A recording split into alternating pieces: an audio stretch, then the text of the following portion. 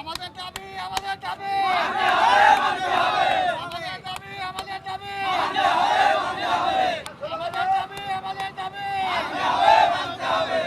আমাদের দাবি আমাদের দাবি গাড়ি নিয়ে যাওয়ার পরে এখন হঠাৎ করে শুনতেছি যে আইনি প্রক্রিয়া তারা কমপ্লিট না করে আমাদের ডাকছে।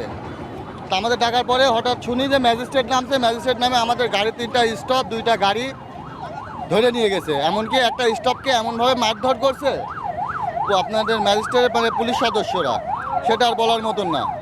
তা আমার কথা সেই স্টপের ফ্যামিলি আছে, তাদেরকে মারধর করে এইভাবে মানে ক্ষয়ক্ষতি করছে আর গাড়িটাকে নিয়ে গেছে। ম্যাজিস্ট্রেট যাবে ঘাট মালিকের কাছে যে আপনারা গাড়ি ডাকছেন, আপনারা আইনি প্রক্রিয়া শেষ না করে কেন গাড়ি ডাকছেন, কিন্তু আমাদের দাবি যে আমাদের স্টপের গাড়ি কেন হাত দেওয়া হলো। 3 জনক ধরছে, 3টি গাড়ি ধরেছে, 2টা গাড়ি পুলিশ লাইনে আছে।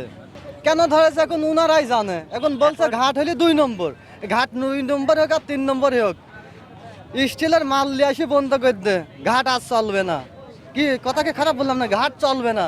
তুমি ঘাটও চালাচ্ছো আর আমাকে মারতেছো। চোরেক বলছে চুরি করে, গিরিশেক বলছে সদস্য শালা যাচ্ছে বসা।